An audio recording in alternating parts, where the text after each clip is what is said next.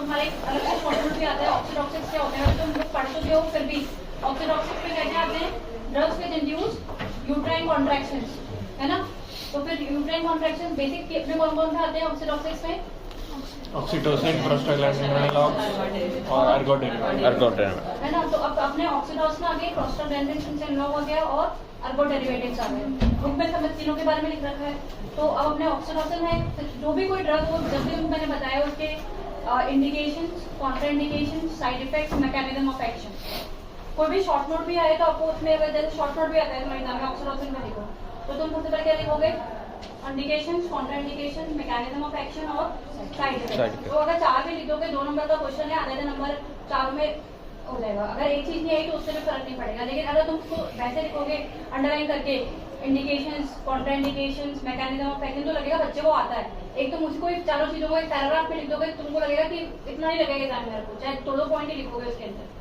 तो कोई भी ड्रग आए, लेबेटाडोल इंजेक्शन आए या लेबेटाडोल आए या फिर तुम्हारे प्रोस्टाग्लैंडिन्स पर आए या फिर कॉन्ट्रासेप्टिव पे भी कोई शॉर्ट नोट आए या देखो प्रोवरा पे आ जाता है कई बार शॉर्ट नोट, तो जब भी लिखो तुम्हारे एक हैबिट बना लो, मुझे लिखना है कि उसका mechanism of action, indications, contraindication और साइड इफेक्ट।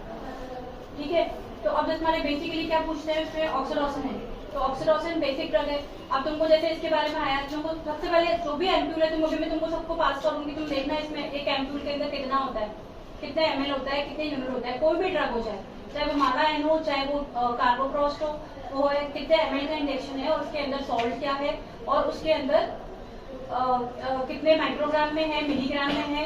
ये तुम्हारे आगे लाइफ में भी काम आएगा। नहीं तो तुमको ये नहीं पता होगा कि मैं जब पेशेंट को दे रही हूँ ड्रग, मुझे ये नहीं पता कि उसके बारे में है क्या, उसके अंदर क्या है।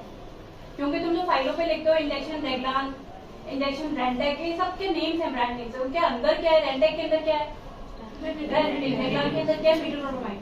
तो तुमको बेसिकली जो सॉल्ट है, जो फार्मा में तुम लोग पढ़ते हो, उसके बारे में पता होना चाहिए कि मीटोक्लोप्रामाइड क्या आता है, मैकेनिज्म ऑफ एक्शन क्या है, रेंडेडिन का मैकेनिज्म ऑफ एक्शन क्या है, ऑक्सीडोसिन है तो इसका मैकेनिज्म ऑफ एक्शन क्या है, मीजोप्रोस्टॉल है तो इसके अंदर मीजोप्रोस्टॉल नहीं, मीजोप्रोस्ट में क्या है, क्योंकि जो अपनी दवाइयों के नाम होते हैं उसके अंदर खाली ब्रांड नेम है, मतलब उसके अंदर का सॉल्ट के बारे में पता होना चाहिए हर चीज। वो तुम्हारी लाइफ में भी काम आएगी, डिस्पेंसरी करो, पीएचसी करो, सीएचसी करो, मेडिकल कॉलेज, तो कोई से भी तुम जो ड्रग दे रहे हो तो तुमको उसके बारे में पता होगा।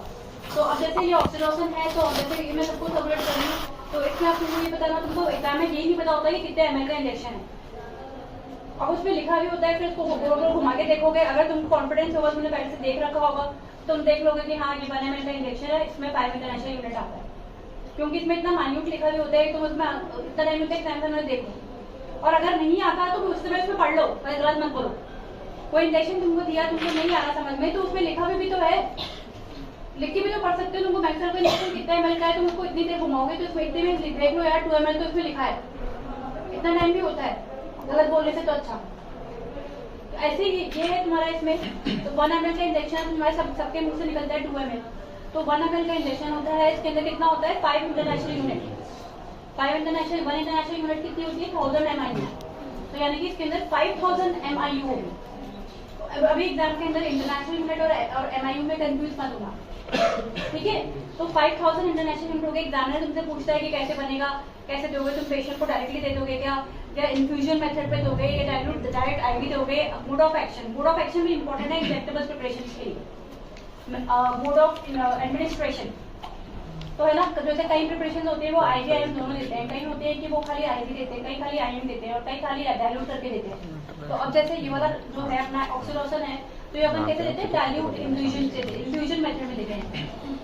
डायरेक्ट आईवी कभी कुछ नहीं करते, आईएम भी करते हैं तो बहुत रेयर करते हैं।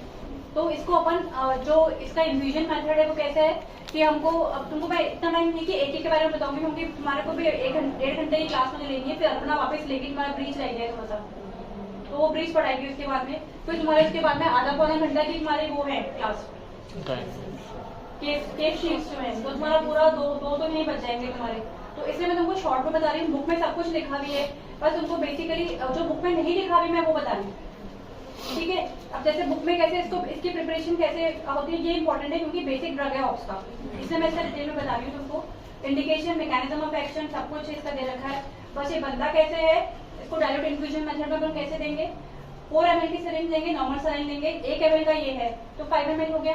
5 ml के अंदर 5000 ml हो गई, यानी कि 1 ml के अंदर 1000 ml हो गई। तो 1000 यानी कि 1 ml अपन 500 ml डेक्सट्रोज में डालेंगे। तो 1 ml अपन ने 500 ml डेक्सट्रोज में डाला, तो फिर कितने डाल रहे हैं, मतलब अपन 500 ml डेक्सट्रोज में कितना डाल रहे हैं, 1000 ml। तो 1 ml डेक्सट्रोज में कितना होगा, 2 ml। तो इसकी स्टार्टिंग डोज जो होती है वो अपनी क्या होती है, 1 to 2 ml होती है ना, 1 to 2 IU पर ml। तो पर 1 ml में कितनी ड्रॉप्स होती हैं। अब हमको ml तो पता नहीं, हमारे पास तो इन्फ्यूजन सेट लगा हुई है, उसमें ड्रॉप्स दिख रही है हमको लगे रहते, तो हमको उसको जो अपना इन्फ्यूजन सेट है उसको अपन मॉनिटर करके रखेंगे कि 16 ड्रॉप्स आ रही है पर मिनट।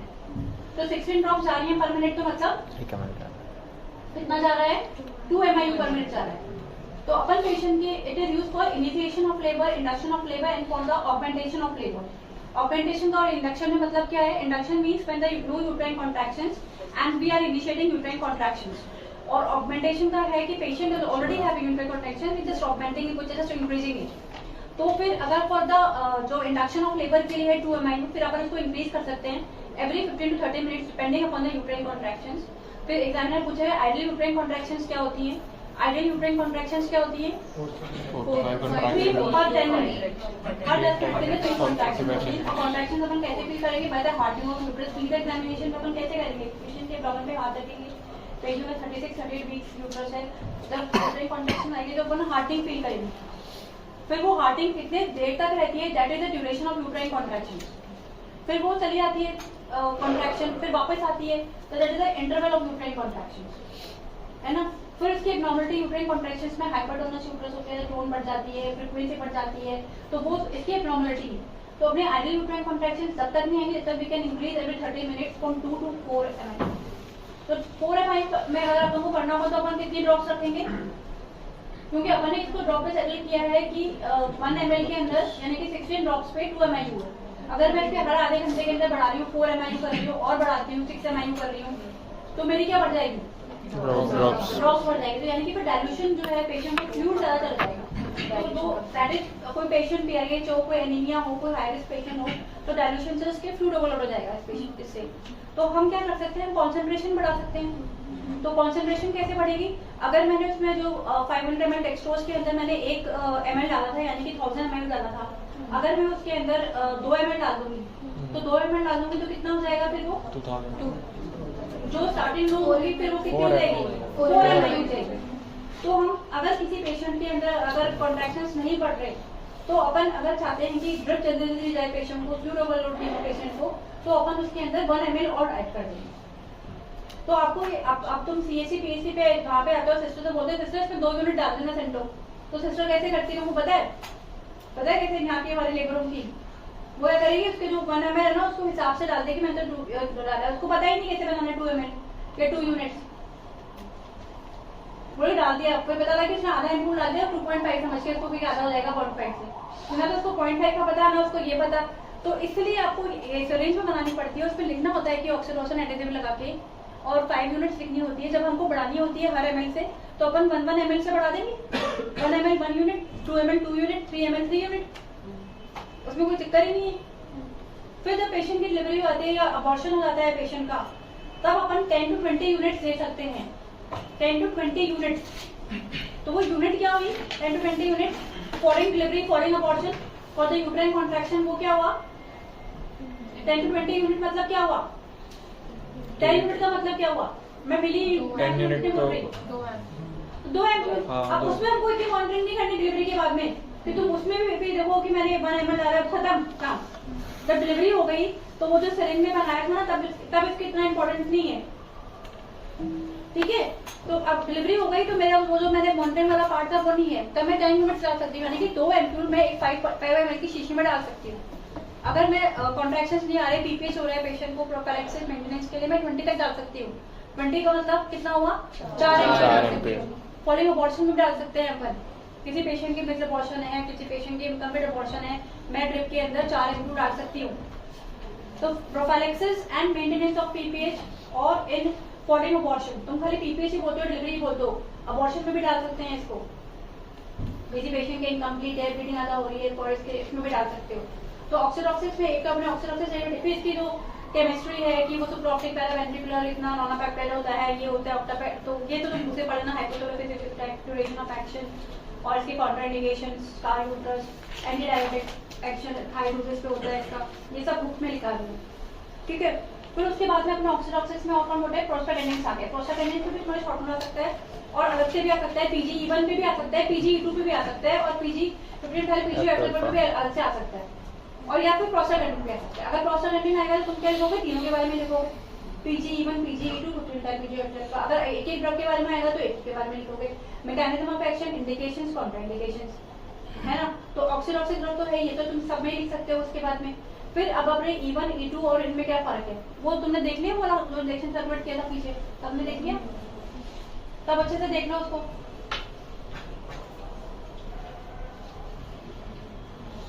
है ना। अब अपने इसमें क्या है, तो सबसे पहले तुम्हारी इसकी हिस्ट्री आती है, इसमें जो जो तुम्हारा MCQs आता है, प्री PG में क्वेश्चन आता है कि PGE1 जो है वो कहाँ पे बना था सबसे पहले, तो कहाँ बना था सबसे पहले, PGE1 कैसे डिस्कवर हुआ था, वेरी गुड, एंड एसिड से हुआ था स्टेनोलॉक्स। उसके बाद में इसकी पता लगा था कि इसमें कि भाई इसको और भी यूजेस है। तो PGE1 जो है ये भी ऑक्सीडॉक्सिस है। तुमको जब भी प्रोस्टाग्लैंडिन्स का आएगा तुमको एग्जाम के अंदर स्ट्रक्चर बनाना होगा, 20 साइक्लिक डेरिवेटिव, तो उसमें एक रिंग बनी हुई है और फिर उसमें 2 साइड में चेन बनी हुई है प्रोस्टाग्लैंडिन की। तो अगर एग्जाम में वैसा बनाओगे जैसे प्रोस्टाग्लैंडिन डेरिवेटिव तो बहुत ही अच्छे नंबर मिलेंगे, एग्जाम को जाता है बच्चे को। तो आप प्रोस्टाग्लैंडिन्स कहाँ से होते हैं, सेल वॉल में होते हैं, और फिर वो स्ट्रक्चर बना हुई है, कितने तरह के प्रोस्टाग्लैंडिन्स होते हैं, E1, E2, I2 भी होता है, I2 का कोई रोल नहीं है ना अपने ऑप्स के अंदर। तो E1, E2 हो गया। अब E1 जो है जब वो तुम्हारी टैबलेट है इसमें 200 माइक्रोग्राम, इसकी हमेशा डोजेज माइक्रोग्राम में होती है, तो एग्जाम में मिलीग्राम और माइक्रोग्राम में कंफ्यूजन हो जाता है तुम लोगों को, तो ये हमेशा माइक्रोग्राम के अंदर है। तो अब इसकी माइक्रोग्राम जो गवर्नमेंट सप्लाई की जो वो यहाँ मिल रही है ना, उनको जो इसमें 200 माइक्रोग्राम है या फिर 600 माइक्रोग्राम की भी आती है सिंगल टैबलेट। तो इसकी डोजेज जो होती है वो डिपेंड करती है अपन किसके लिए यूज कर रहे हैं, for induction of labour, augmentation of labour, for prophylaxis and maintenance of PPH के लिए कर रहे हैं, फिर फॉर प्रोफिलैक्सिस ऑफ अबॉर्शन के लिए यूज कर रहे हैं। तो it depends upon the indications. तो अब इसकी जो और उसकी टैबलेट भी है, 200 माइक्रोग्राम की भी आती है, 100 की भी आती है, 25 की भी आती है, 600 की भी आती है टैबलेट। तो पहले सबसे पहले भी तो देखना कि कितने माइक्रोग्राम की है। तो अब जो अपने इंडक्शन और ऑगमेंटेशन ऑफ लेबर के लिए होती है वो डोजेज क्या होती है, स्टार्टिंग डोज 25 to 50 है इसमें। तो अब जैसे ये 200 की है, मैं ये कैसे दूंगी इसको, देना पॉसिबल ही नहीं है।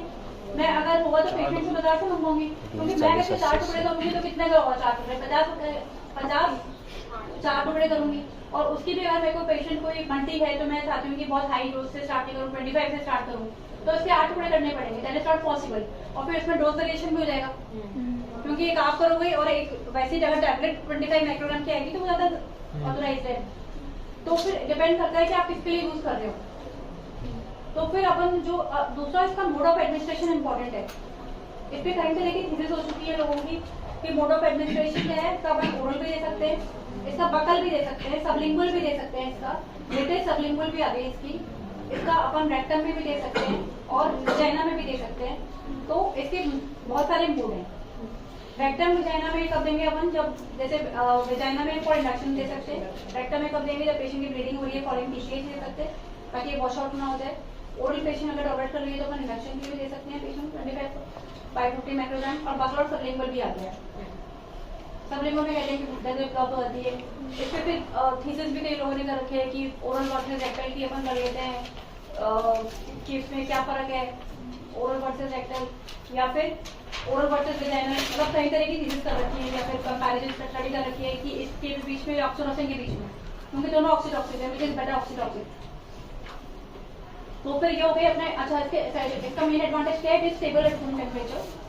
इसको जैसे यहाँ रखिए तो कोई दिक्कत नहीं है, इट इज स्टेबल। और उसके बाद में एक PGE2 भी होती है, वो यहाँ पर नहीं है। PGE2 टैबलेट भी आती है, उसको डायनाप्रोस्टॉन कहते हैं, है ना। तो वो भी अपन इंडक्शन के लिए यूज करते हैं, ऑगमेंटेशन के लिए यूज कर सकते हैं। और उसकी एक जेल फॉर्म भी आती है, तो मैं देखी होगी लेबर सेल्यूट्रम जेल के नाम से आती है। तो उसका क्या है कि it is costly and it is has to be refrigerated, kept in refrigerator. तो उसका डिसएडवांटेज क्या हो गया कि उसको अपन को रेफ्रिजरेट करनी है, फ्रिज हर जगह होता नहीं है, दूसरा एक्सपेंसिव भी है, और दैट जेल जो होती है उसका जो मोड ऑफ एडमिनिस्ट्रेशन क्या है, वो कहाँ पे एडमिट करते हैं? Intra cervical, that is very important. Intra cervical यानी कि तुमको उसमें स्ट्रक्चर आना चाहिए यूट्रस का, ये यूट्रस वाला भी है, तो यूट्रस हो गया, फिर ये इंटरनल लॉस हो गया, फिर सर्वाइकल कैनाल हो गया, बाहर एक्सटर्नल लॉस हो गया। तो इंटरनल लॉस और एक्सटर्नल लॉस के बीच में क्या हो गया? Cervical canal. तो फिर हम जो इसको इंसर्ट करते हैं इसके अंदर, फिर रखा था पहले, ये भी एक है, पहले इसमें रखी थी एक जेल, तो हम कहाँ डालेंगे? उसमें एक कैथेटर भी होता है आगे, है ना, तो हम इसको एट द लेवल ऑफ, यानी कि अपन एक्सटर्नल लॉस से लेके जाएंगे, फिर सर्वाइकल कैनाल आएगा, फिर ऊपर इंटरनल लॉस आएगा, फिर यूट्रस आएगा।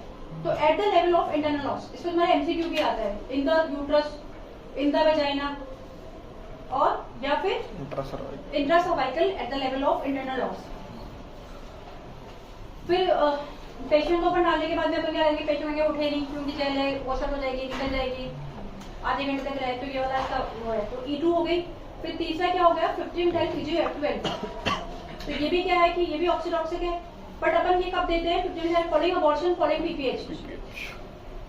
प्रेगनेंसी में इंट्रा यूट्राइन कम देते हैं, इसको देते ही नहीं है अपन को, इंडक्शन ऑफ लेबर के लिए नहीं आएगा, इंडक्शन ऑफ अबॉर्शन में अपन दे सकते हैं इसको 15 मिथाइल PGF12 को। और इसका जो, इसको किस मार्केट में किस नाम से आता है? ये आता है कार्बोफ्लॉक्स के नाम से आता है। अब देखो ये वाला भी, ये वाला कितने ml का है? ये देखो, ये कार्बोफ्लॉक्स के नाम से आता है। इसमें क्या होता है? 15 मिथाइल PGF12 का, ये 1 ml का होता है ना, और 250 माइक्रोग्राम होता है इसके अंदर, ठीक है। और फिर दूसरा इंपॉर्टेंट चीज एग्जामिनर पूछता है कि खाली IM देते हैं, और सबसे पहले इसमें क्या होता है? लॉट तुमको मैंने बताई थी क्लास में, किसी तरह से याद है, अगर पेशेंट ने कोविड एनाफाइलेक्टिक शॉक, अगर किसी पेशेंट के अपने अस्थमा की हिस्ट्री नरेट नहीं की और डायरेक्ट आदि लगा दिया उस पेशेंट को, और खाली इंट्रामस्कुलर देते हैं। इंट्रामस्कुलर ज्यादा पेशेंट ब्लीड कर रहा है तो सिजेरियन के सेक्शन में इंट्रामायोमेट्रिक भी दे सकते हैं, और मैक्सिमम कितने इंजेक्शन दे सकते हैं ये? अगर पेशेंट की टोनिक पीक है तो आधे घंटे से 8-9 तक दे सकते हैं, बट देते नहीं है, ना प्रैक्टिकली कभी देने में आता। तो ये ये पेशेंट की इंट्रामस्कुलर देते हैं, ठीक है। तो ये कार्बोफ्लॉक्स के नाम से है, और इसका साइड इफेक्ट क्या है? मेन PG1 का साइड इफेक्ट क्या है? पेशेंट के हाइपरपायरेक्सिया हो सकता है इससे, और दूसरा लिपोनियम स्टेनिंग ऑफ फ्राइकर, that is very common. Previous caesarean section में कॉन्ट्राइंडिकेटेड है ये वाला। और जो प्रोस्टाग्लैंडिन PG मिठाई, इसका साइड इफेक्ट क्या है? सबसे ज्यादा कॉमन पेशेंट में लगाते ही क्या हुआ?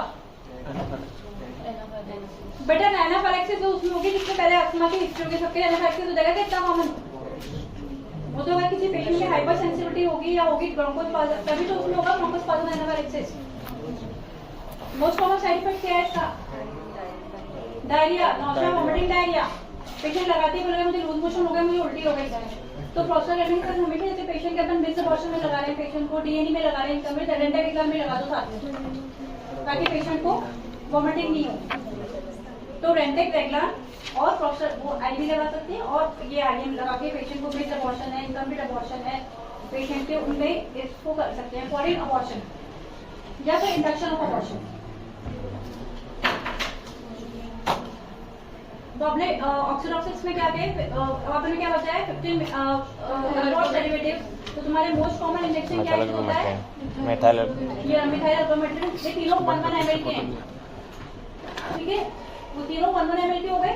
तो ऐसे याद कर सकते हो कि हमारे जो ऑक्सीटॉक्सिक्स हैं 1 ml के आते हैं, और जो अपना जो अपन यूज करते हैं, अब इसकी भी अल्बर्ट की भी हिस्ट्री है कि it is the derivative of that clavulanic acid, और अपन का जो अपन कॉमन यूज करते हैं इसके। अच्छा, इसका मोड ऑफ एडमिनिस्ट्रेशन क्या है? IV और IM दोनों लगा सकते हैं। इसकी ओरल टैबलेट भी आती है ना, मिथाइल ऑर्गोमेट्रिन के नाम से आती है। अब इसके indication, again indication, contraindication, side effect.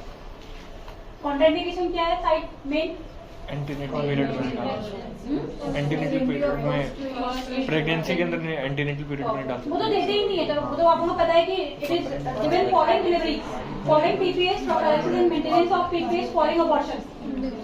ये वाला पेशेंट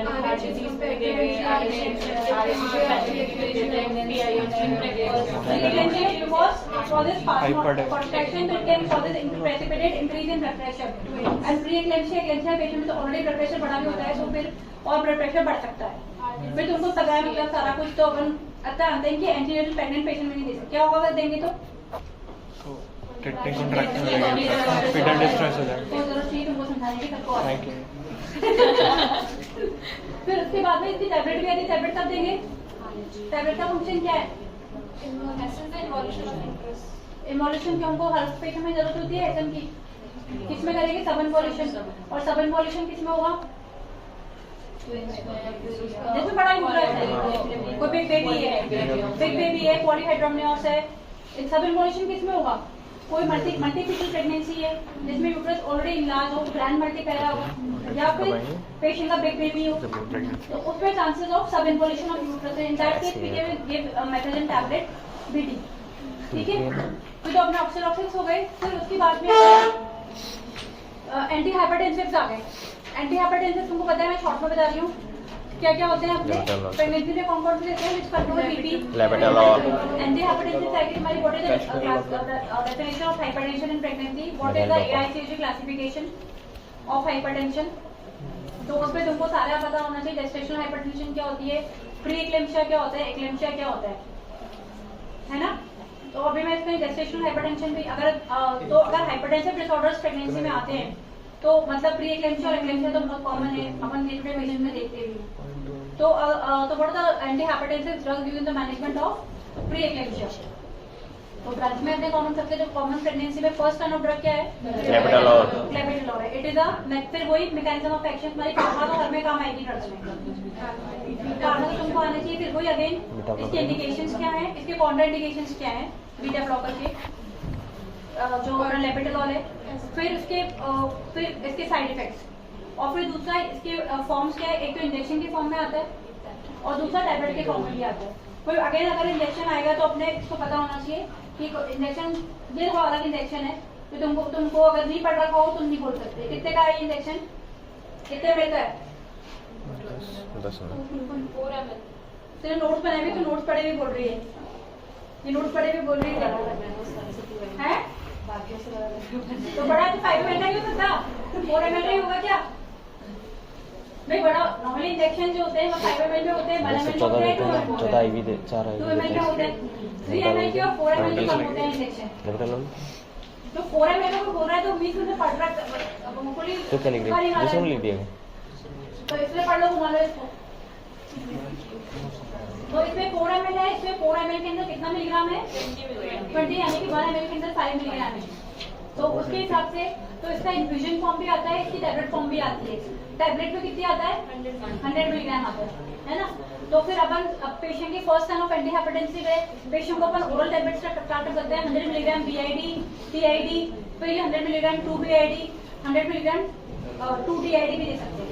2 TID मतलब 2 टैबलेट 2 TID का मतलब क्या है कि 2 टैबलेट सुबह, 2 दोपहर, 2 शाम। कभी हम ऐसे नहीं लिखेंगे 200 mg TID, समझ गए मुझे? मैं समझ गई, अपन दे तो 200 mg TID दे रहे, लेकिन अपन क्या करेंगे, जो टैबलेट जिस मिलीग्राम में आती है वो ही लिखते हैं, 2 टैबलेट, यानी कि 100 mg 2 TID।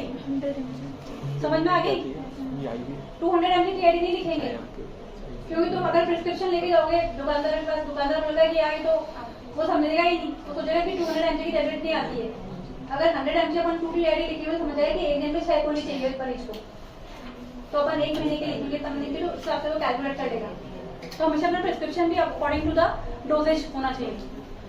फिर उसके बाद में और कौन सा एंटी हाइपरटेंसिव है? तो पहले कॉमनली यूज होता था अल्फा मिथाइलोपास की टैबलेट थी, यूज नहीं लेते आज। वो कितने मिलीग्राम की आती है? 250 की आती है। तो again mechanism of action, beta blocker हो गया, बोला उसका मैकेनिज्म ऑफ एक्शन क्या होता है? सेंट्रली एक्टिंग बीटा अगोनिस्ट होगा अगर एंटी हाइपरटेंसिव है तो। एंटी हाइपरटेंसिव है तो अगोनिस्ट होगा क्या होगा? 50 पर ml है, हैं? 20 ml की 4 ml की ना, ये सेंट्रली एक्टिंग कहाँ एक्ट करता 5 है? ml पर ml तो मेरे को बताना है इसका अगोनिस्ट होगा। 5 mg पर तो 20 ml हो गया ना, सेंट्रली 20 मिलीग्राम, एक्टिंग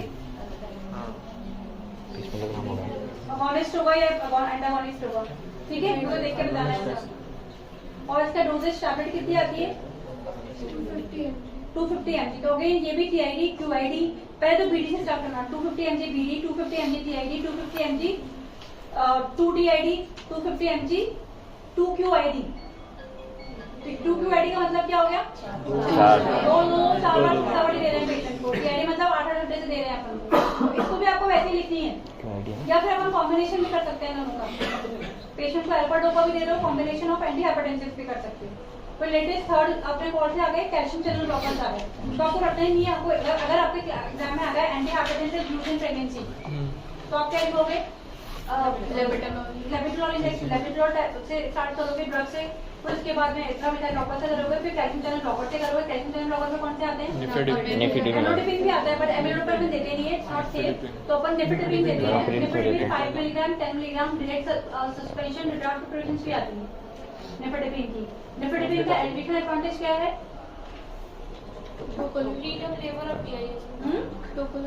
टोकोलिटिक भी है। तो कोई पेशेंट पीआईएच की है, पेशेंट आप प्री टर्म है, तो अगर हम प्री टर्म भी कंट्रोल कर सकते हैं और उसका बीपी भी कंट्रोल में कर सकते हैं। बट मेन साइड इफेक्ट क्या है कैल्शियम चैनल ब्लॉकर का?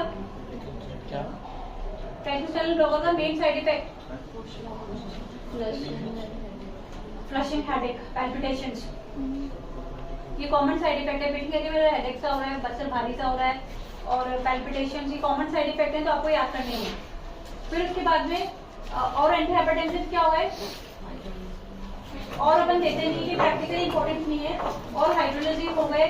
और वो ना मुझे ना महिला चिकित्सालय में कॉन्ट्रासेप्शन तुम लोग क्या अच्छा तुम्हारा एक्लेम्शिया आएगा तो तुमको एक्लेम्शिया की डेफिनेशन आनी चाहिए रजीम शू। मैंने रजीम तुमको बताई थी एक्लेम्शिया के अंदर कौन सी रजीम वो सब मैक्सल रजीम है। तो तुमको तुमसे एग्जामिनर ये पूछ सकता है कि पहले जमाने में कौन सी रजीम यूज होती थी, कौन सी होती थी? पुरानी रजीम कौन कौन सी है? एक्लेम्शिया की है मैंने तुम नोट पढ़ के बोल रही हो क्या? बताओ। और तुम्हारी बुक में भी है नहीं लेटेस्ट है क्या? मैंने के बारे में है नहीं है। और मैं तो क्लास में तो मुझे बताई भी थी अब तक कितने वो ध्यान है, कितने लोग आए हैं क्लास में, चाहे कितने नहीं आए हैं कौन से? क्योंकि मैक्सा तो सबको पता है पहचान रजीम, बाकी उसके अलावा कोई रजीम पता है क्या तुम लोगों को? मैंने बताई भाई दूसरी सारी मैक्सल हो गई। पहले मैक्सल जो ड्रग है वो 2000 में आया है, जो मैक्सल पाया है 2000 में आया। उससे पहले क्या करते थे? जब मैक्सल नहीं था तब क्या रहते थे? कोई एक्लेम्शिया का पेशेंट आता था तो मैक्सल तो 2000 में आया है। अब 2023 चल रहा है, 22-23 साल हो गए मैक्सल को आए। उससे पहले क्या देते थे? नहीं पता है? पैराडॉइन तो बोलोगे तुम लोग, तो तुमको ये मानो मेरे हॉस्पिटल के अंदर अगर मैक्सल नहीं है तो मेरे को समझ में नहीं आएगा मैक्सल नहीं है पेशेंट को क्या दूं? फिट आ रहे पेशेंट को कुछ तो दोगे, क्योंकि जरूरी थोड़ी कि मैक्सल हर जगह हो। तो वही था पहले 2000 से पहले जब मैक्सल नहीं था, तो उससे पहले पेशेंट को अपन क्या देते थे? और उससे पहले भी क्या देते थे जब पेनिटॉइन भी नहीं था? डायज़ेपाम है ना इसके अंदर। कैप्सूल में कितना आता है? डायज़ेपाम की कैप्सूल में कितना आता है? ये नहीं पता कि कितना है क्या, कितने मिलीग्राम है? कोई डोजेज होती है, हर चीज की डोजेज होती है। और फिर डायज़ेपाम का मैकेनिज्म ऑफ एक्शन क्या है? क्योंकि जो एक्लेम्शिया के पेशेंट आते हैं वो कैसे होते हैं? हाइपर एक्टिव होते हैं, हाइपर इरिटेबल होते हैं, सीनियर एक्साइटेशन होता है, उनमें कन्वर्जेंस होता है। तो अपना मेन एम क्या है? तो फिर सेडेशन। तो what is the mechanism of action of diazepam है? फार्मा कर क्लियर करके आए हो ना तुम लोग सेकंड एमबीबीएस। बेसिक एक लाइन तो बोल सकते हो। इट इज अ अरे भाई गाबा शाबा it is a CNS depressant, centrally active CNS depressant. इतना ही बोल दो तो बहुत है। नर्वस सिस्टम को डिप्रेस कर देगा तो एक्साइटेशन अपना कम हो जाएगा। दूसरा तो इसका साइड इफेक्ट क्या होगा? ज्यादा डोज दे देंगे मदर को तो क्या होगा? मदर सो जाएगी, बच्चा भी सो जाएगा प्लासेंटा के थ्रू जाके। तो it can cause foetal depression also. तो इसका साइड इफेक्ट है जो अपन ये जो पहले देते थे अपन डायज़ेपाम वायज़ेपाम इन सबका साइड इफेक्ट था, तभी तो हमने मैग्नीशियम सल्फेट निकाला है, क्योंकि मैग्नीशियम सल्फेट का फायदा क्या है? What is the main advantage of magnesium sulphate? होता ही नहीं है ना, तभी तो ये निकाला है। It is safe in mother and it is also safe in foetus also. तो जब पहले 2000 पहले से कभी बात को डगे नहीं था एक्लेम्शिया के लिए, तो उससे पहले अपनी कौन सी रेजिम चलती थी? कौन सी रेजिम चलती थी पहले? नहीं पता। 3 रेजिम चलती थी उससे पहले। कौन सी? डायज़ेपाम, जिसको कहते हैं लीन्स रेजिम। वो कहता था कि 4 एमपी यानी कि 40 mg डायज़ेपाम 500 ml डेक्सट्रोज में डाल दो। 40 mg एक एमपी में 10 mg आता है, 4 एमपी। फिर वो अपन पेशेंट को 24 आवर्स देते रहो धीरे। फिर इसके बाद मेंटेनेंस डोज है, बट वही अगेन साइड इफेक्ट है तो देते नहीं। अगर अपन पेरिफेरी में है, पेशेंट को फिट्स आ रहे हैं, कोई ड्रग नहीं है, तो अपन काम्पोज लगा सकते हैं पेशेंट को। और कौन सी रेजिम थी? एब्सोलिन। एब्सोलिन में क्या आता है? एब्सोलिन रेजिम क्या है? फेनेटोइन रेजिम है। तो फेनेटोइन बेसिकली कौन सी क्लासिफिकेशन ऑफ ड्रग को आता है? Anti epileptics. तो एपिलेप्सी में क्या होता है? उसमें भी सीनस एक्साइटेशन होती है, हिंदी में क्या कहते हैं इसको? मिर्गी। तो उस केस में भी अपन ये देते थे। तो अगर पेशेंट के अपन पेरिफेरी में है, क्योंकि मैक्सल हर जगह अवेलेबल नहीं हो सकता, या नहीं है तो क्या करेंगे? अपन को ऑल्टरनेट तो पता होना चाहिए ना। तो पहले अपनी एपिसोलिन रेजिम थी, उसमें भी वो ये कहते थे कि 6 एम्प्यूल्स अपन ड्रिप पे डाल दें, फिर following bye 1 ampoule 8 hourly 6 hourly maintenance dose.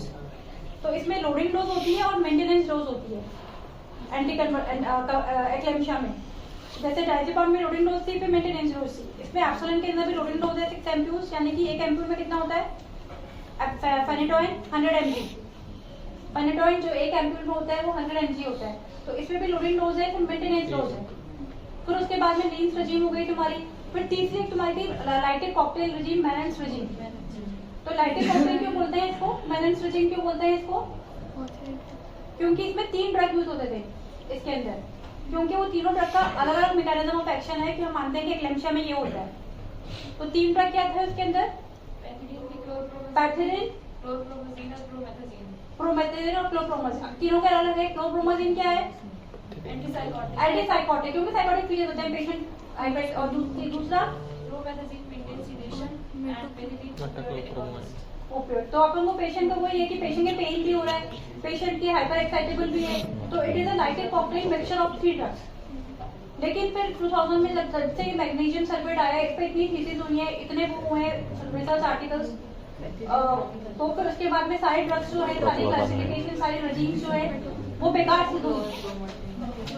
फिर उनमें कंपैरेटिव स्टडी भी की लोगों ने, comparative study of lytic cocktail with magsulf, comparative study of एब्सोलिन with magsulf, comparative study of diazepam with magsulf. सबने रिसर्च किया इसमें। तो ultimately at last it was found that magsulf is the safest drug and it is the best drug. And what is the mechanism of action of magsulf? NMDA receptor blocker. इसका कोई side effect नहीं है। फिर अब तुम Maxwell के अंदर जाओगे कि अगर इस पे शॉर्ट नोट आ गया एग्जाम के अंदर, तो इसमें कौन कौन सी है? तो इसके अंदर भी जो रेजिम है, एक तो पिरचार्ज रेजिम है, वो कि इंट्रामस्कुलर रेजिम है। दूसरी वाली कौन सी है? जो 5 से वही तुम बोल रहे हो। फिर जो मेन रेजिम जो हॉस्पिटल में होती है वो पिरचार्ज रेजिम रहती है। अब तुमको पता है इसके बारे में, मैं बताऊँ इसमें कैसे देते हैं? है? इसमें भी आईवी लोडिंग डोज होती है, लोडिंग डोज हो गई और मेंटेनेंस डोज हो गई। लोडिंग डोज क्या हो गई? आईवी लोडिंग डोज आईवी भी होती है और आईएम भी होती है। तो कितनी हो गई loading dose? 4 gram IV and 10 gram IM. तो आपको एग्जाम में कैसे लिखोगे कि loading dose and maintenance dose? Loading dose is 14 gram which include 4 gram IV and 10 gram IM, and maintenance dose is 4 to 5 gram intramuscularly for hourly provided 3 चीजें, respiratory rate, reflexes और output कितना होना चाहिए? 30 ml। तुम count करोगे, कैसे करोगे? जब तुम 4 घंटे में लगा रहे हो मरीज के इंजेक्शन, तो तुम कितने देर में? 4 घंटे में देखोगे ना यूरिन आउटपुट, बीच में 1 घंटे में देखोगे कि 30 ml बराबर। जब अपन इसकी मेंटेनेंस डोज 4 घंटे से लगा रहे हैं इंट्रामस्कुलर ऑल्टरनेट बटक्स में, तो आप तो यूं आपको भी 4 घंटे में देख लो ना, टेक्सट लगा रहे हो तो 100 में 4 घंटे में कितना होना चाहिए यून आउटपुट? मोर देन 100 तो क्रॉस अपन को बताइए कि अपन ने इस पेशेंट का 2 बजे खाली किया, फिर 6 बजे इसकी वापस नेक्स्ट आईएम डोज लगाई है, तो 6 बजे खाली किया था तब अपन ने देख ली थी, फिर खाली कर दिया, तो अब इसके 6 बजे शाम को लगाएंगे तो अपन 100 ml से ज़्यादा है यूरो बैग के अंदर, तो मीन्स अपन लगा सकते हैं। अगर उसके अंदर 20 ml आ रहा है, खाली 30 ml आ रहा है, तब अपन को लगेगा कि इसका यूरो आउटपुट कम है, तो पेशेंट को कैथेटराइज करना पड़ेगा, मेडिसिन लगाएंगे अब तो पेशेंट। फिर इस पे रेस्पिरेटरी रेट, फिर इसका तुम्हारे एग्जाम्स का क्वेश्चन आता है कि what is the antidote of magnesium sulphate? Calcium gluconate. Calcium gluconate मैंने भी देखा है 10 ml का आता है, 10% कैल्शियम ग्लूकोनेट। फिर उसके बाद में व्हाट इज अब तुम्हारे पे एग्जाम के अंदर तुम्हारा रहेगा मैक्सल पे शॉर्ट नोट लिखो, तो मैक्सल पे शॉर्ट नोट लिखोगे तुम क्या लिखोगे? फिर मैकेनिज्म ऑफ एक्शन, इंडिकेशंस क्या लिखोगे? बेटा एक्लेम्शिया तो लिखोगे, अब तो प्री एक्लेम्शिया भी आ गया सिवियर, तो prophylaxis and management of severe pre eclampsia and eclampsia दोनों बोलना, एक्लेम्शिया नहीं बोलना खाली, क्योंकि अगर किसी पेशेंट की 190 बीपी है, 110 बीपी है, तो this patient can prone to fits जा सकता है, फिट्स आ सकते हैं उस पेशेंट को, तो this is the case of impending eclampsia और सिवियर प्री एक्लेम्शिया। तो in prophylaxis and management of severe pre eclampsia and second point is in the management of pre term labour. तो आपको इसमें भी लिखोगे, तो again indications, mechanism of action, indications, contraindication क्या हो जाएंगे? डिप्रेशन है, रेनल इम्पेयरमेंट है, ये आ जाएगा, मैक्सल लेवल वेरी हाई है किसी पेशेंट की, अपन सीरम इलेक्ट्रोलाइट लेवल तो करवाएंगे मैग्नीशियम लेवल मॉनिटरिंग के लिए, और डिप्रेस रिफ्लेक्सेस है, तो ये सारे उसमें इसके कॉन्ट्राइंडिकेशंस में आ जाएंगे। फिर उसके आप फिर लिखोगे कि अगर इसमें है तो अपन ऐसे देंगे, प्रीटर्म लेबर में है तो अपन पेशेंट के इन्फ्यूजन डोज देंगे आईवी, है ना, और जूसपेन अगर इतना ही लिखोगे शॉर्ट नोट में तो बहुत है, तुमको लिखने का टाइम नहीं है, उनको आता है इतना है। थ्योरी तो खत्म हो गया, क्या कह रहे हो? थ्योरी तो खत्म हो गया, ना थ्योरी तो हो गए, मैं तुमको लिखने का टाइम नहीं मिलेगा, तुमको भी इतना आता है एक्सेल पे, पास तो जाओगे थ्योरी में, हो गया थ्योरी पेपर में पास तो जाओगे, ठीक हो गया सबका? चलो अच्छा कॉपी आ गई है, चलो मैं कहा नहीं एक्सेल हमारे कॉपी तो रह गई, इनकी हिस्ट्री शीट भी रह गई, अगर ऐसा करते हो आधे पौने घंटे में ना इनको वो तो खत्म कर देते हैं उनके ड्रग्स, फिर वो नीचे केस शीट रखी है, सुनो मेरी बात, तुम्हारी केस शीट तेरा फोन आया देखे कल, केस शीट भी रखी है, तो केस शीट में तुमको क्या है कि इसमें ना तुम लोगों को खाली डायग्नोसिस पता लगाना होता है, लेकिन तुम रट के आ जाते हो एग्जाम के अंदर बिन देके पड़ेगी, तो तुम मैं ऐसा करूँगी कि तुमको श्रद्धा बताती है कि मैंने श्रद्धा को बोला 1 घंटा, तो उसमें तुमको जो भी लिखोगे, जैसे अबॉर्शन आ गया, मिस अबॉर्शन, इनकम्प्लीट अबॉर्शन आ गया, तो तुमको सारा कुछ पढ़ना है, तुम क्या करते हो कि वो इनकम्प्लीट अबॉर्शन ही पढ़ के आ जाते हो, बस उसके आगे पीछे तुमको कुछ पता नहीं होता हिस्ट्री शीट पे। तो अबॉर्शन एमटीपी सारा आना चाहिए, कितने तरीके का अबॉर्शन, मैंने उसको बोला है कि ऐसे पढ़ाएगी। अगर तुम्हारे फाइब्रोड आया तो खाली वो छोटा सा फाइब्रोड, मेरे तो फाइब्रोड आ गया, वो आ गया तो उससे थोड़ा सा ब्रॉड आगे पीछे भी तो जाओ, फाइब्रोड के अंदर एयू भी जाओ, एडेनोमाइसिस भी जाओ, उसके मैनेजमेंट में जाओ, तो आगे पीछे कोलैप्स आ गया तो डिफरेंशियल डायग्नोसिस, तो डिफरेंशियल डायग्नोसिस बहुत इंपॉर्टेंट है। अब जैसे टर्नर सिंड्रोम आ गया मान लो, तो खाली टर्नर सिंड्रोम थोड़ी काम चलेगा, फिर तुम्हारा कौन सा सेक्टर आएगा? फिर अरे भाई पनारी भी तुम्हारा इंटरसेक्स पढ़ोगे जाओ फिर पूरा, फिर ये थोड़ा कि तुम खाली टर्नर सिंड्रोम से इतना सा बस खाली में से 4 चीजें आती हैं और बड़े खुश हो जाओगे, टर्नर सिंड्रोम आ गया मतलब पढ़ के आगे पहले तो पूरी केस हिस्ट्री शीट पढ़ लिया, अरे तुमको क्लाइंपेटर सिंड्रोम भी पढ़ना पड़ेगा, तुमको टेस्टिकुलर वो भी पढ़ना पड़ेगा, फेमिनाइजेशन सिंड्रोम लेने पढ़नी पड़ेगी। तो मैं क्या कहने का मतलब ये है कि जो तुम्हारी केस शीट आए तो उससे तुम स्टेप मत होगा खाली कि मेरे को नैरो विजन तो ब्रॉड विजन रखो। लिखना कुछ नहीं, तुमको तो शॉर्ट केस में आती है ना तुम्हारी हिस्ट्री, तो उससे रिलेटेड तुमको मैं जैसे बताया तुम सारा कुछ उसके आगे पीछे का पूरा पढ़ लो,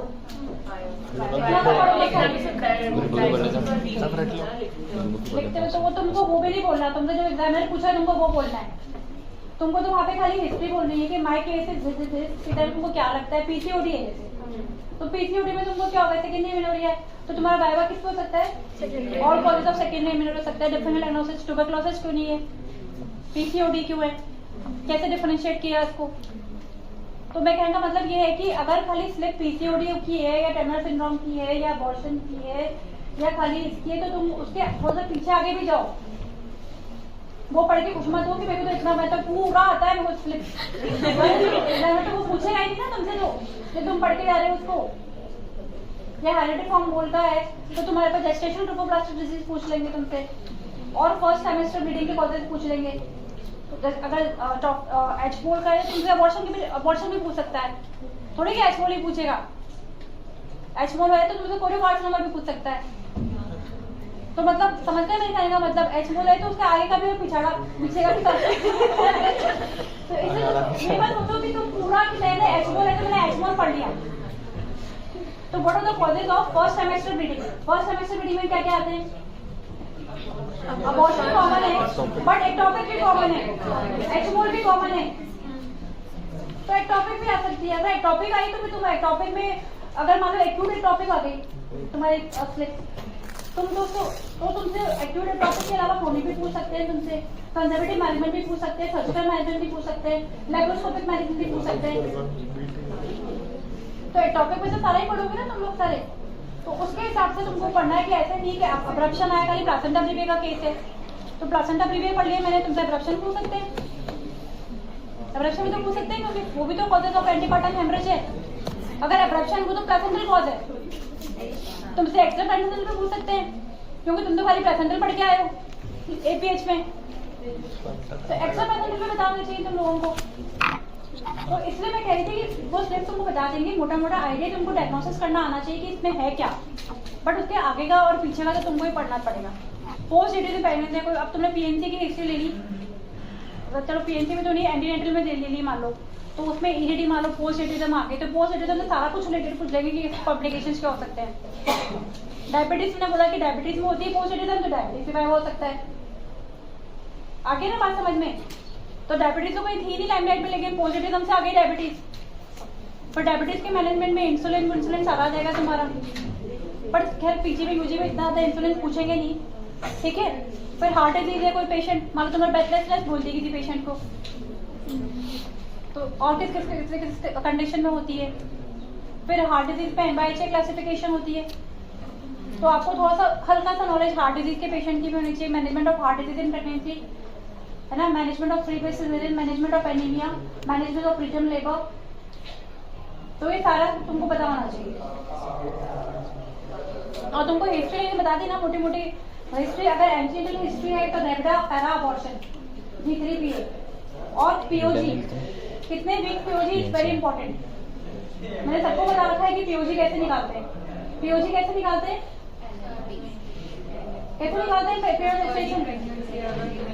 LMP से मैंने क्लास में बताई थी तुम लोगों को। अगर सारे पेशेंट को एंटीनेटल केस के अंदर पीओजी बोलना है, पीरियड ऑफ जेस्टेशन। पेशेंट की अपन जो हिस्ट्री लेते हैं उसमें एमिनोरिया होता है 8 मंथ्स 9 मंथ्स एमिनोरिया, बट आपको उसके LMP से पीओजी निकालनी होगी। पीओजी कैसे निकालोगे, LMP प्लस 9 मंथ्स अभी प्लस क्या 7 चल रहा है, हर महीने को काउंट करना फरवरी चल रहा है ना। किसी पेशेंट की 1 जनवरी LMP है तो कितना पीओजी होगा, आज कितना 1 जनवरी है एंड शी इज यूपीडी 8 अक्टूबर और 8 अक्टूबर। अरे भाई मैं अरे LMP period of gestation 31 plus आज कितनी तारीख होगा, अरे मैम उसकी एक LMP था, अब कौन सी उसका पीरियड ऑफ LMP 1 जनवरी है, आज 14 तारीख है, तो पीओजी कितना हुआ 46 45 डेज बोलोगे 46 हो गए ना। अबे सुन ले, पूरे टोटल दिन काउंट करने हैं तो 31 और 14 तो आपको जो पीओजी बोलोगे वो वीक में बोलना है ना, मंथ्स में नहीं बोलना है पीओजी। और आपको वही 31 डेज जेस्टेशन है ना, दिन गिनने हैं, फिर 7 से डिवाइड करके 35 week 4 days, 39 week 4 days, 39 week 3 days, ऐसे बोलना है। अगर फुल टर्म है बट आपको बीच में बोलना है, दिन में बोलना है भाई। दिन में बोलना होता है। अगर किसी है, अगर जैसे किसी पेशेंट की आधे आज घंटे की पहले ED बता है दिया मैंने। या उसकी मान लो किसी पेशेंट की 21 फरवरी की ED है, फरवरी की ED तो कितना POG होगा, और आज क्या है 14 तारीख, 39 वीक तब हम किसी से भी जा सकते हैं। समझ में आ गई? तो अगर किसी पेशेंट की 23rd को रिपोर्ट किया पेशेंट ने और 21 उसकी ED थी, तो फिर क्या होगी? 40 weeks plus 2 days. तो she is a case of post-natal pregnancy. तो आप ये लिखोगे अपने वन लाइन डायग्नोसिस के अंदर, ग्रेविडा पैरा अबॉर्शन विद इतने वीक्स एज, विद इतने weeks period gestation, with labour pains, है ना, या विद पेशेंट अगर इंडक्शन के लिए आई है with post-natal pregnancy for induction. और अगर पेशेंट तुमसे हमारे परक्यूरल केस ज्यादा आते हैं एग्जाम में, तो परक्यूरल केस के अंदर वन लाइन डायग्नोसिस क्या होता है? वन लाइन डायग्नोसिस क्या लिखते हो? क्योंकि तुम्हारे एग्जाम में किसी को भी लिखना नहीं आता, ना बोलना आता। Normal 2 day. बेटा ये मान लो पेशेंट की तुमने हिस्ट्री ली है, उसका दूसरा बच्चा हुआ है, अभी पहला नॉर्मल है उसका अलाइव है, अब ये भी दूसरा नॉर्मल हुआ है, 20 साल की है वो, और सिजेरियन लिखा है हिस्ट्री में कि मैंने सिजेरियन सेक्शन इसलिए हुआ है, बोला भी। तो फिर तुम्हारे सिजेरियन सेक्शन में पूरा वाइवा होगा। तुमने लिखा कि दे for caesarean section because of previous caesarean section, मानो तुमने अपने एप्पल लगा के बोल दिया तो फिर वो एग्जाम पूछेगा जरूरी कि प्रीवियस सिजेरियन सेक्शन में सिजेरियन सेक्शन करो। फिर तुमको ये भी बताना पड़ेगा इसलिए कि वो नहीं पोस्ट कार्ड एनालिसिस करके आएगी या जो भी है, फिर वो ड्राइवर के नॉर्मल डिलीवरी नहीं हो सकती सिजेरियन सेक्शन की, फिर तुम्हारा पूरा हो जाएगा। फिर तुमको क्राइटेरिया वीबैक के बताने पड़ेंगे। वीबैक पता है ना? वीबैक क्या होता है? Vaginal birth after caesarean section, यानी कि what are the criteria of vaginal delivery in patient with previous caesarean section.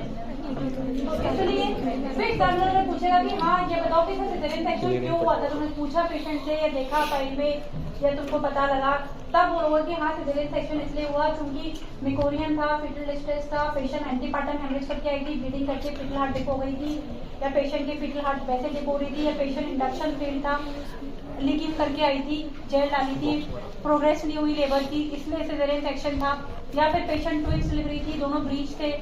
Twin delivery is not an indication of caesarean section. Twin delivery में भी क्राइटेरिया है, या पेशेंट ट्विंस डिलीवरी थी, breach था, first breach था इसलिए caesarean section था, है ना, या मतलब या फिर मार प्रेजेंटेशन थी, ब्रीच डिलीवरी थी, है ना, तो इसलिए सिजेरियन सेक्शन था, या ट्रांसफर्स लाया था इसलिए सिजेरियन सेक्शन था। तो आपको जो वन लाइन डायग्नोसिस में क्या बोलना है? खाली सिजेरियन सेक्शन या नॉर्मल वजाइनल डिलीवरी। और अगर प्रीटर्म होगी तो आप नॉर्मल वजाइनल प्रीटर्म मत बोलना, क्योंकि अपने प्रीटर्म लेबर के क्राइटेरिया क्या होते हैं? डेफिनेशन ऑफ नॉर्मल लेबर का क्राइटेरिया क्या होता है? It should be at term, should be at defining presentation. अगर आपकी असिस्टेड ब्रीच डिलीवरी होगी तो it is not normal vaginal. अगर आपकी प्रीटर्म हो रही है तो इट इज नॉट वजाइनल। अगर आपके आईयूडी हो रहा है तो it is not normal delivery. We can say vaginal delivery but we can not use the word normal as a prefix, क्योंकि आईयूडी है अपने। अगर अपने इंस्ट्रूमेंटल डिलीवरी है, क्योंकि सब डेफिनेशन में नॉर्मल लेवल में क्या आता है? Without minimal age, without instrument, with spontaneous, without induction, it is a term 37-38 weeks के पहले presentation, with normal foetal heart rate, with no maternal foetal complications, तब हम जाके बोलेंगे कि नॉर्मल वजाइनल डिलीवरी है। अगर इनसे भी थोड़ा सा भी डेविएट हो गए that is not normal vaginal delivery, तब कह सकते हो vaginal delivery, but normal word use नहीं करना आपको। फिर इसके बाद में तुम्हारा कॉन्ट्रासेप्शन आ गया। कॉन्ट्रासेप्शन में तुमको इसमें तुम्हारा अलग से चैप्टर है कॉन्ट्रासेप्शन पे। तो कॉन्ट्रासेप्शन में तुम्हारे क्या आता है? पूरा चैप्टर है इसमें तुम्हारा temporary permanent method of what is the contraception, what is an ideal contraception, what are the Pearl index. Pearl index पे तुम्हारे शॉर्ट नोट आ सकता है एग्जाम के अंदर, है ना। मोटा मोटा क्या होता है अपन कैसे निकालते हैं पर इंडेक्स? फॉर्मूला क्या है पर इंडेक्स का? Failed pregnancies upon number of women years. Women's नहीं रहता साले number of year exposure number of years of exposure ठीक है, जो भी तुमको pregnancy बहुत अच्छा है, सबको आता है, बट अपन इसमें अपन फेलियर रेट होता है बेसिकली। तो तो women जितना तो ज्यादा कॉल इंडेक्स होगा तो मतलब नहीं उतना ज्यादा failure rate है। मेल तो अब जैसे मेरे पास कॉन्ट्रासेप्टिव मेथड्स हैं, तो आपको इन सबके कॉल इंडेक्स पता होने चाहिए।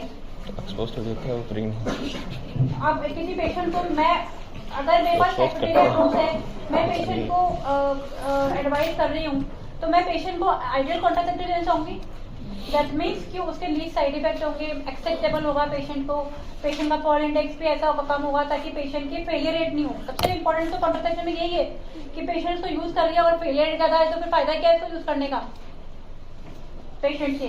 तो मेरे को जो भी कॉन्ट्रासेप्शन मेथड है, मेरे को उसका कॉल इंडेक्स पता होना चाहिए देने से पहले पेशेंट को। तो जिसका जितना कम होगा तो उतना वो मोर इफेक्टिव होगा पेशेंट का। तो मुझे कॉन्ट्रासेप्शन की क्लासिफिकेशन आनी चाहिए। क्लासिफिकेशन तुम्हारी बुक में लिखी हुई है, टेम्परेरी, परमानेंट, टेम्परेरी में भी आते हैं। तो तुम्हारे एग्जाम के अंदर शॉर्ट नोट भी आ सकता है। तुम्हारे एग्जाम का मतलब भी तुम तो देख चुके हो, अब क्या बोल रहे हो, तो एग्जाम बच जाएगा तुम्हारा। नो खुदा की दया से नहीं आप ऐसे मत बोलो। PPT नहीं देना किसी को, PPT तो तेरा तो पढ़ना पड़ेगा। Theory थोड़ी। शॉर्ट नोट भी लिखोगे, कॉल इंडेक्स पे आप करना पड़ेगा, कर लिया सारे चीजों का साइड इफेक्ट पे आप करने पड़ेंगे, निकल जाएंगे PPT में। तो आपको इसमें अपना temporary, permanent method, temporary methods में क्या क्या आते हैं, अपने बैरियर मेथड्स आते हैं, कंट्रासेप्शन, ओरल कंट्रासेप्टिव्स आते हैं, है ना। फिर उसमें भी आता है कि ओरल और पेरेंटल मेथड्स। पेरेंटल मेथड्स में क्या आएंगे आपके, इंट्रामस्कुलर इंजेक्शंस, इम्प्लांट, आईसीडी, ये सब पेरेंटल मोड ऑफ एडमिनिस्ट्रेशन है, ठीक है। फिर हमारे इसमें एक WHO क्लासिफिकेशन दे रखी है हमारे बुक के अंदर, WHO classification of contraindication of contraception, जिसमें आपका absolute, first, second, third, fourth दे रखी है, शायद ऐसे कुछ क्लासिफाइड किया है। तो उसके अंदर तुमको बेसिकली आना चाहिए कि एब्सोल्यूट कॉन्ट्राइंडिकेशंस कौन से हैं, कौन से हैं एब्सोल्यूट कॉन्ट्राइंडिकेशन कंट्रासेप्शन। इस पेशेंट को तो अपन दे नहीं सकते oral contraception. Liver disease, current pregnancy, malabsorption और क्या अनएक्सप्लेन्ड वेजाइनल ब्लीडिंग और सर्वाइकल कैंसर। भाई तो क्या बड़ा तुम कितने बोल रहे हो, सर्वाइकल कैंसर जो अपनी WHO क्लासिफिकेशन पूछ रही हूँ मैं, WHO क्राइटेरिया, मैम इसमें एब्सोल्यूट इंडिकेशन दे रखे हैं। Previous history of stroke, liver के ट्यूमर्स, सिवियर लिवर ट्यूमर्स लिख रखा है इसके अंदर, severe thromboembolic disease phenomena, previous history of. तो आपको लिवर वर्ड तो यूज करना है, लिवर एडेनोमा। फिर रिलेटिव कॉन्ट्राइंडिकेशन में खूब सारे रखेंगे, डायबिटीज, एपिलेप्सी और सारे दे रखे हैं उसके अंदर, थ्रोम्बोएम्बोलिक एपिसोड्स, थ्रोम्बोएम्बोलिज्म। तो ये सारे उसके अंदर तो आपको WHO क्लासिफिकेशन आनी चाहिए, जिसमें अपन देते ही नहीं एब्सोल्यूट कॉन्ट्राइंडिकेशन है। फिर अपने कंट्रासेप्शन में ओरल कंट्रासेप्शन आ गया, ओरल कंट्रासेप्टिव में भी तुम्हारे बहुत ज्यादा है इसके अंदर, first generation, second generation, third generation, depending upon the progesterone and the amount of oestrogen. फिर ईस्ट्रोजन जो है तुम्हारे जो वाली आती है, कौन सी जनरेशन में आती है, माला है ना कौन सी आती है इसमें तो सबसे अपन जो फैमिली प्लानिंग के अंदर जो टैबलेट है वो कौन सी है, जो सप्लाई फ्री ऑफ कॉस्ट है कॉन्ट्रासेप्शन ओरल, माला है माला एन और माला डी डी भैया बेटा एन है, देख लो, डी नहीं है। डी तो सब्साइज में मिलती है। और दूसरी कौन सी है, छाया। छाया। तुम लोग माला तो याद रखते हो, छाया भूल जाते हो। सेंट्रोमेन छाया क्या को। सेंट्रोमेन दोनों को याद रखो, ठीक है। फिर उसके अंदर तुमको सब आप पता है कि इसके अंदर कैसे देंगे, कैसे टैबलेट्स बनी हुई है, आयरन टैबलेट, प्लेसिबो, कौन सा आयरन टैबलेट है, कौन सा इसमें कौन से तरीके का आयरन है, इसमें एरो बनी हुई है, इसमें पेशेंट का अच्छा जो भी अपन ड्रग देंगे अपन उसके अंदर अपना, भाई और क्लास तो नहीं है PPT की 2 बजे मेडिसिन मेडिसिन की है। हाँ कुछ खाने पीना भी यार बीच में। हेलो 12:30 हेलो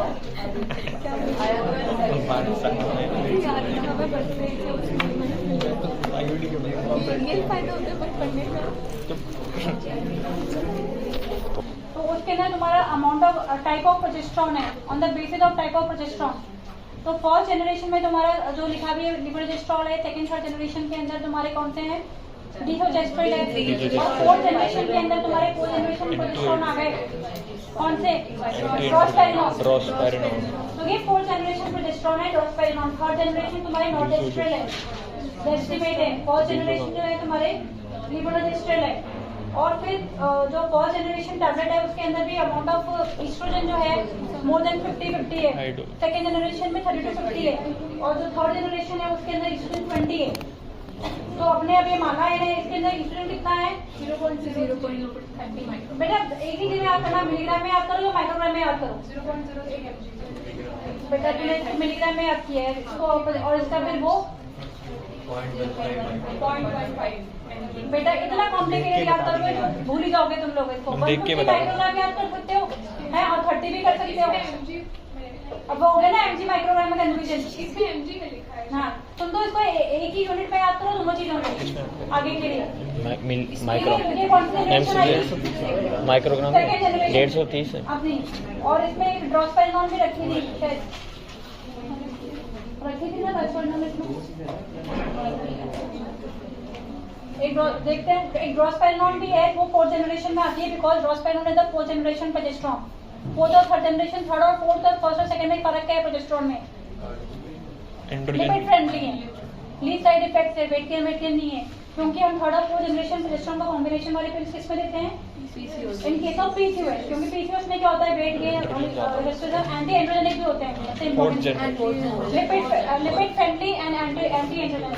और पीसीओएस में हमको क्या चाहिए? पीसीओएस में होता है क्या पैथोजेनेसिस, एंड्रोजेंस बढ़ जाते हैं, हाइपर एंड्रोजेनिज्म होती है तो हमको एंटी एंड्रोजेनिक चाहिए होते हैं। तो फिर अपने ओरल क्लासिफिकेशन में आगे माला एन आ गई अपनी। इसमें तुमको पढ़ना होगा व्हाट इज मिस्ड पिल है ना, what is pill amenorrhoea, question बन सकता है post pill amenorrhoea. What is missed pill है तो हम कैसे लेंगे, अगेन इसका indication, contraindication, side effect, drug interaction हो सकता है इसका। और फिर दूसरा इसका नॉन कॉन्ट्रासेप्टिव बेनिफिट, ये एग्जाम में हमेशा पूछते हैं, आया था एग्जाम में। Yes ma'am. क्योंकि इसमें कि अगर पेशेंट को हमको क्योंकि आप पेशेंट को पिल देते हो किसी बार आउटडोर के अंदर, उसको कहते हो कि मतलब ब्लीडिंग करके आई एयूबी करके आपने इसको दे दी, बोले मैं तो प्रेगनेंसी नहीं, क्यों दे रहे हो ये? सबसे पहला क्वेश्चन इसका ये होगा कि प्रेगनेंसी नहीं है, व्हाई यू मेरी पिल। फिर हम कहेंगे कि इसका ये भी एडवांटेज होता है। तो what are the non contraceptive benefits of OC pill? तो इसमें ऐसे ही है। फिर तुम्हारे उसके बाद में एक ही आ गया तुम्हारा बैरियर कंट्रासेप्शन। बैरियर में क्या आएगा तुम्हारे? तो इसमें भी सबसे पहले क्वेश्चन यही आता है कि इसके एडवांटेज डिसएडवांटेज है ना, प्रिकॉशंस, एक प्रिकॉशन भी पूछते हैं इसमें। और दूसरा इसका what is the non contraceptive benefit. तो नॉन कंट्रासेप्टिव बेनिफिट सबको पता है एसटीडी है, 5 4 या 5 बताए थे मैंने। कॉन्डम और PPH, balloon as a balloon tamponade, PPH, balloon tamponade in vaginoplasty, Macintosh vaginoplasty in case of Mullerian agenesis। अब ये नहीं कि अब तुम vaginoplasty बोलते हो तुमको पूरा आगे का भी आना चाहिए। फिर Mullerian agenesis क्या होती है उसके बारे में पता होना चाहिए, 2 लाइन भी पता होनी चाहिए क्या होता है, स्पेसिफिक फीचर क्या है Mullerian agenesis का। इसमें सेकेंडरी सेक्सुअल कैरेक्टरिस्टिक्स पेशेंट के सही होते हैं, तो डायग्नोस थोड़ा सा लेट हो पाती है कई बार ऐसा। तो प्राइमरी बिगड़ जाता है, ऑर्गन्स वो डेवलप नहीं हो पाते हैं। और पेशेंट के और क्या यूज है इसके? सेकेंडरी बताइए तुमको प्रीवियस पेशेंट के। और प्राइमरी में फिर क्या होता है? वही तो ऑर्गन होता है। और इसका मेन हाँ STD PhD sexual primary organ involve नहीं होते तो हैं। ये सेंट्रोमेन है, ये क्या है? इसका भी क्या और क्या चीज आएगी? इसके अंदर सॉल्ट क्या है? तो इसमें कहाँ यूज इसका? और और एयूबी एब्नॉर्मल यूट्राइन ब्लीडिंग में भी काम आती है ऑर्बिलॉक्सिफिन। और ऑर्बिलॉक्सिफिन का मैकेनिज्म ऑफ एक्शन क्या है? हाँ सेलेक्टिव एस्ट्रोजन रिसेप्टर मॉड्यूलेटर। फिर ये इंजेक्टेबल प्रोस्टर, ये आगे मेड्रोक्सिन, इसमें बताया कितना है आप सबको? 150 मिलीग्राम है ना पर 1 ml का। तो ये आयरन लगता है। इसके फिर एडवांटेज डिसएडवांटेजेस। और दूसरा एक तो पास एग्जाम में पूछते हैं what are the contraception in case of lactating women. Lactating women के अंदर कौन सा होता है? Progesterone only. Progesterone only. और प्रोजेस्टेरोन ओनली कौन से हो सकते हैं? Progesterone only. तो प्रोजेस्टेरोन ओनली के अंदर क्या आ सकता है? Progesterone tablets. कौन सी आती है टैबलेट? मिनिपेज। और जो कॉमनली सप्लाई अपने सेराजेट पढ़ा है ना, नाम सुना है? सेराजेट तो इट कैन बी गिवन कब दे सकते हैं, जो अपन प्रोजेस्टेरोन फॉलोइंग डिलीवरी कब दे सकते हैं? ओसीपी पिल्स दे सकते हैं डिलीवरी के बाद में? नहीं दे सकते। कितने टाइम बाद देंगे? 6 मंथ्स बाद। और प्रोजेस्टेरोन कितने टाइम बाद दे सकते हैं अपन? अब प्रोजेस्टेरोन ओनली जो है, it can be pills, tablets, it can be progesterone only injections, that is DMP, और it can be progesterone only इसमें होता है, कौन सा वाला होता है? मेरा तो ऊपर नहीं, अपन वैसे भी यूज कर सकते हैं, अपन नहीं करते डिलीवरी के बाद में IUCD, वो तो कर सकते हैं। और इंजेक्शन हो गया, और क्या हो सकता है? प्रोजेस्टेरोन ओनली इम्प्लांट हो सकता है, नॉर्प्लांट, बिकॉज इट कंटेन्स लेवोनोजेस्ट्रोन। तो वो भी दो तरीके के होते हैं, 1 और 2 में और होती है। जो 2 होता है उसके अंदर साइलेस्टिक कैप्सूल्स होते हैं, वो थ्योरेटिकल है ना, सब डमन होता है। थोड़ा सा पेशेंट के क्या है, उसमें कंप्लायंस नहीं हो पाती, क्योंकि उसको थोड़ा सा ऑपरेटिव मैकेनिज्म है, उसको सबडमन डालना पड़ता है इम्प्लांट को, ऑपरेटिव प्रोसीजर इंजेक्शन देना पड़ता है स्किन के अंदर। फिर उसके बाद में जो IUCD है, अगेन IUCD में कौन सा पूछ सकते हैं? IUCD का क्या टाइम ऑफ इंसर्शन होता है? It can be interval IUCD, can be postpartum, can be post abortion. Postpartum, post abortion. Postpartum में भी अपन फॉलोइंग नॉर्मल डिलीवरी दे सकते हैं, फॉलोइंग सिजेरियन सेक्शन भी दे सकते हैं। और IUCD फैमिली टाइम में कौन कौन से हैं जो गवर्नमेंट सप्लाई के हैं? Multi load 380। मल्टी लोड की पहचान क्या है? आगे से रिटेड मार्जिन होती है और डायरेक्टली इंसर्ट कर देते हैं। और दूसरा प्रॉपर्टी 380 है ना, तो इसमें कॉपर भी है और एक क्या है, सिल्वर भी है। वो तो आपको पता होती है कि 2 है, तो इसका और इसकी लाइफ कितनी होती है? 10 years, और इसकी 5 years, तुमको पता है सारा। फिर मैकेनिज्म ऑफ इंसर्शन क्या है? Method of insertion by withdrawal method. तुमको पता है क्या? प्रैक्टिस करनी बता दो। है क्या इसमें? है क्या? पूरा सामान भी तो नहीं है क्या? नितिन देख, एक पैप्स में जरूर कर लेना कि डायरेक्ट स्पैचुला, ये तो वो है मल्टी लोड, नहीं प्रॉपर्टी है ना, उसको अंदर आता है। फिर उसके बाद में तुमको एक पैप्स में जरूर से कर लेना, तुम्हारे पैप्स में पूरा सर्वाइकल कैंसर का वाइवा हो जाएगा। तो उसमें फिर फिगो स्टेजिंग पूरा पढ़ लेना। फिगो स्टेजिंग पता है ना सर्वाइकल कैंसर की क्या होती है? फिगो स्टेजिंग किसके लिए होती है? सबकी होती है, लेकिन सर्विक्स में फॉर द इन्वेजिव कैंसर। अगर नॉन इन्वेजिव है तो क्या होगा? तो जहाँ उसने म्यूकस मेम्ब्रेन को इन्वेड किया तो वो इन्वेजिव कैंसर में आ गया, तो 1 to 3 4 स्टेज। और 1 to 3 4 स्टेज में क्या फर्क होता है? तो अपना ये जो पेप्समेयर जो है, अपन क्या करते हैं उसमें बेसिकली जैसे मेथड ऑफ सर्वाइकल साइटोलॉजी, जिसमें जो अपनी बेसिकली अगर मेथड आपसे हिंदी में भी पूछे, इंग्लिश में भी, जो अपने सिक्रीशंस है सर्विक्स के, यूट्रस के जो है वो बाहर आते रहते हैं।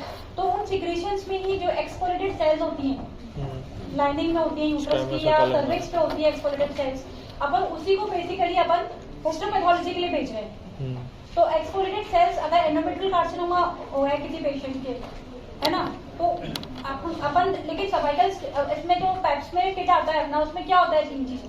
एंडोसर्वाइकल ब्रश होती है, एंडोसर्वाइकल ब्रश है, एयर स्पैचुला, और एक स्लाइड होती है। होती है, अरे स्लाइड तो लगता आती है, फिक्सेटर थोड़ी होता है। 3 चीजें होती है इसमें, क्या होती है? तुमने देखा है कभी पेप्समेयर किट? कॉटन स्वैप होता है उस पे, तो तीनों का फंक्शन क्या होता है? एयर स्पैचुला से तो ट्रांसफॉर्मेशन जोन से ले लेंगे, एंडोसर्वाइकल ब्रश 360 डिग्री रोटेट कर लेंगे, वुडन होता है, वो वुडन होता और है, ये टैप करके disposable एक्शन फिर घुमा देंगे। दूसरा ये एंडोसर्वाइकल ब्रश होगा, ये एंडोसर्वाइकल सर्विक्स से ले लेगा। तीसरा जो होता है वो वेजाइनल स्वैब होता है, स्टिक होती है जो इस पे स्वैब लगा भी होता है, वो अपन उससे अपन वेजाइनल स्वैब लेते हैं, कोई इंफेक्शन तो नहीं है पेशेंट के। और वेजाइनल स्वैब कहाँ से लेते हैं? हमारा एमसीक्यू में आता है क्वेश्चन, कहाँ से लेते हैं? वेजाइनल स्वैब कहाँ से लेते हैं? Posterior fornix, upper concern of vagina, posterior fornix, ठीक है। तो वेजाइनल स्वैब कहाँ से लेते हैं? Upper concern of vagina, posterior fornix से लेते हैं। फिर उसके बाद में तुम्हारा ये हमारा प्रॉपर्टी का इंसर्शन, ये सब याद कर लो। इसके पार्ट्स पता है सबको? प्लंजर पार्ट्स क्या है? होल्डर, एक तो नीचे वाला तो होल्डर है, होल्डर, प्लंजर प्लंजर कौन सा है? जो पकड़ रखा नीचे वाला। और इंसर्टर कौन सा है? ऊपर ऊपर वाला। ये बाहर वाला इंसर्टर है, मोटा वाला, ये प्लंजर है, ये अडेप्टर है, ठीक है। तो मेथड क्या है आपका प्रॉपर्टी इंसर्शन का? विड्रॉल अरे खींचे। तो है, इससे पहले क्या करोगे? पहले नोट पहले पेशेंट की काउंसलिंग आप ये मत बोलो, कभी भी एग्जाम में कोई चीज ही बोलो, पेशेंट का एंटीनेटल एग्जामिनेशन पे बोलो या कोई भी चीज बोलो इंसर्शन, तो सबसे पहले counselling and consent of patient. तुम लोग यहीं पे चालू आते हैं विड्रॉल मेथड से कि आते ही पेशेंट के विड्रॉल लेता है,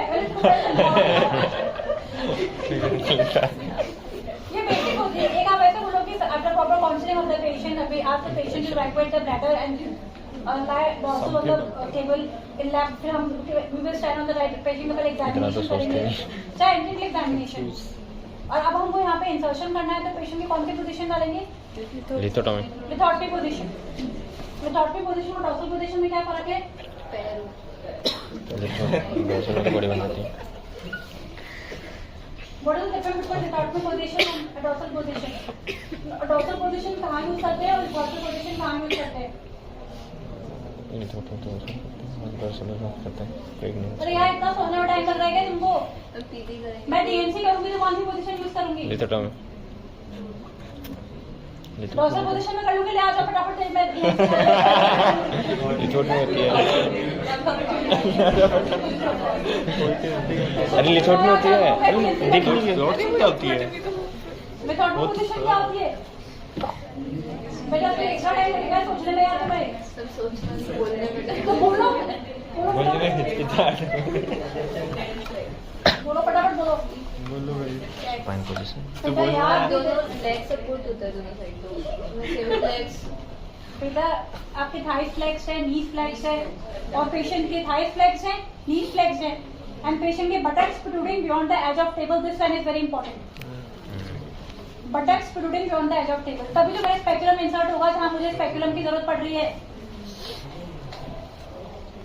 स्पेकुलम में करेंगे डीएनसी में यूज होता है ना स्पेकुलम से। स्पेकुलम इंसर्टर वो एक असिस्टेंट पकड़ के रखता है ना डीएनसी में स्पेकुलम, तो अगर मैं स्पेकुलम नीचे भी जाएगा यहाँ से तो फिर मैं इसको तो मैं जब से बटक्स नीचे तक आएंगे protruding beyond the edge of table patient की, तभी तो मैं स्पेकुलम डालूंगी। तो डीएनसी, डीएनई जो भी अपने ऑपरेटिव प्रोसीजर है, वेजाइनल स्टैक भी पेशेंट के, तो इन सब में लिथोटमी पोजीशन। डॉर्सल पोजीशन मेरी किस में काम आएगी? गायनी एग्जामिनेशन में या सॉरी ऑप्स एग्जामिनेशन में, जिसमें हम पेशेंट को lie supine on the table with little bit thigh extended होंगे ना डॉर्सल पोजीशन में, एंड नी फ्लेक्स्ड। फिर पेशेंट की जो लिथोटमी पोजीशन है, अपने पेशेंट को काउंसलिंग की, पेशेंट पूरा ये तो बोल रहा ही है आपको कंट्रासेप्शन पर, informed consent, return consent important नहीं है कंट्रासेप्शन पे, informed consent, counselling, evacuate the bladder. और क्या देखोगे पहले डालने से पहले? सीधे घुसा दोगे इसको?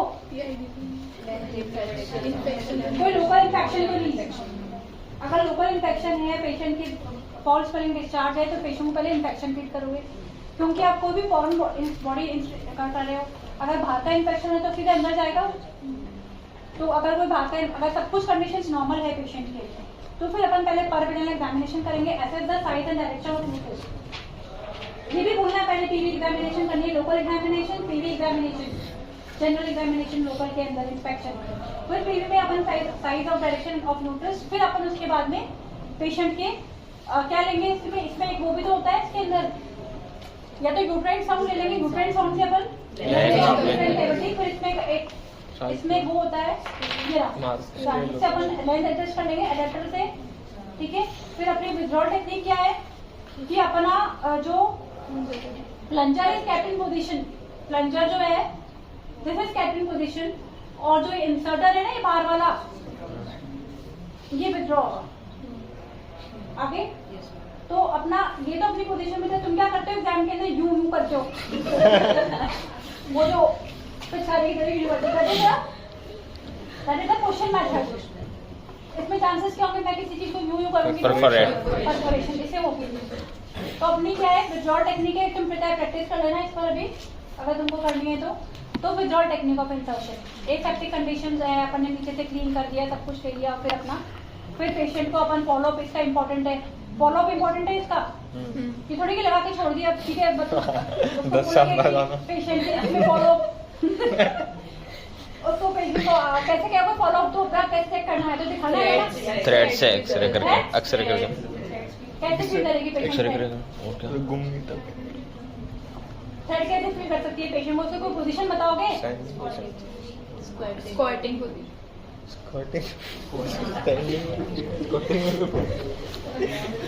क्योंकि पेशेंट को खुद को है अगर पेशेंट को आपको काउंसिल करनी है कि आप अपना पीरियड देखना आपको नेक्स्ट टाइम पे पीरियड आता है या नहीं आता है पेशेंट अगर कब करेगी या तो सून फॉलोइंग बेस्ट पीरियड एक्सपेल भी हो सकती है स्पॉन्टेनियस सून फॉलोइंग या फिर पेशेंट को अपन स्टूल पे बैठना है आपको फिर फिंगर टिप से इसका थ्रेड फील करना है कई बार क्या होता है कि ऐसा थ्रेड काटते नहीं हो इंसर्ट करने में पेशेंट के बाहर आता है तो इनकन्वीनियंस होती है पेशेंट के थ्रेड दिख रहा है या फिर वो कॉपर स्लिप हो जाती है यूट्रस से तो नीचे आ जाती है तो थ्रेड भी थोड़ा सा और नीचे आ जाता है तो फिर पेशेंट कहती है तो ये चीज़ें आपको पेशेंट को काउंसलिंग इंपॉर्टेंट होती है इसके अंदर अगर पेशेंट खुद भी नहीं कर सकती तो आप कह सकते हो तुम ऑर्डर में आके सून फॉलोइंग बैंक से लेकर आके चेक करवा लेना थ्रेड पेशेंट या फिर पेशेंट के अगर पीरियड वेस्ट हो जाता है पेशेंट की क्योंकि फेल्ड भी तो हो सकती है निकल भी तो सकती है स्पॉन्टेनियस एक्सपल्शन भी हो सकता है फिर incidence of spontaneous expulsion of PPI simple IUCD या फिर परफोरेशन ऑफ आईयूसीडी ये तुम्हारे एग्जाम में आता है फिर व्हाट इज मिसप्लेस आईयूसीडी तुम्हारे एग्जाम में आता है short note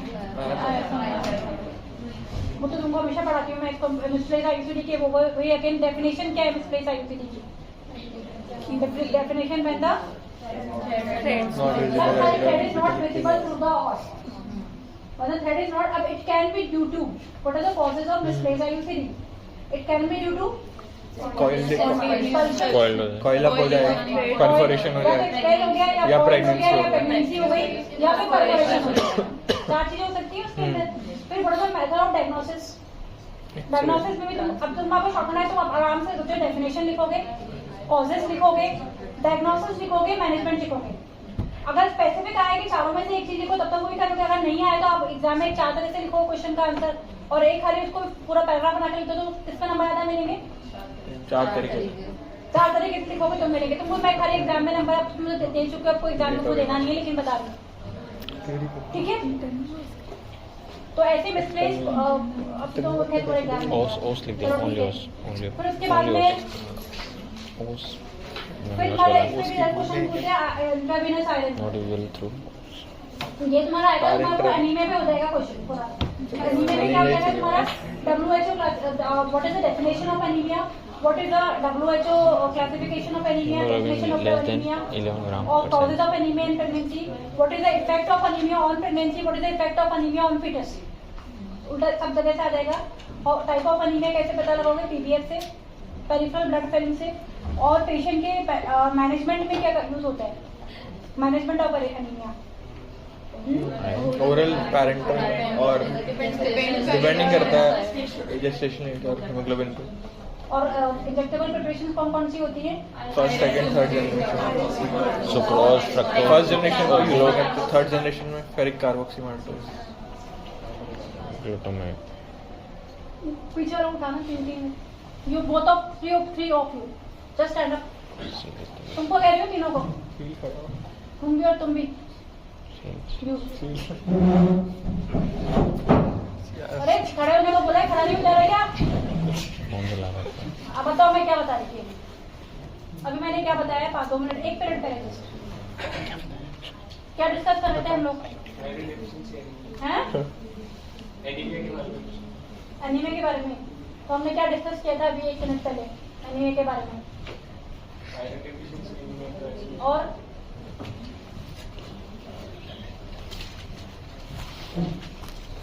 want to see you can see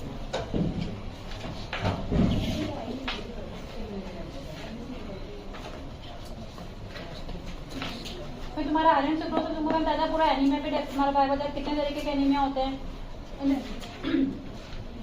iron deficiency anaemia megaloblastic anaemia dimorphic anaemia है ना एप्लास्टिक एनीमिया चारों में क्या फर्क होता है कुछ भी पूछ सकते हैं एनीमिया के अंदर आयरन डेफिशिएंसी एनीमिया में क्या दोगे आयरन दोगे आयरन के फॉर्म्स क्या क्या आते हैं आयरन की प्रिपरेशन क्या आती है पहले जमाने में क्या देते थे जो आजकल अब ऑब्सोलीट हो चुकी है आयरन डेक्स्ट्रा और एक और हो चुकी है आयरन डेक्स्ट्रान तो बहुत पहले ही हो गया था आयरन डेक्स्ट्रान उसके अलावा क्या होता है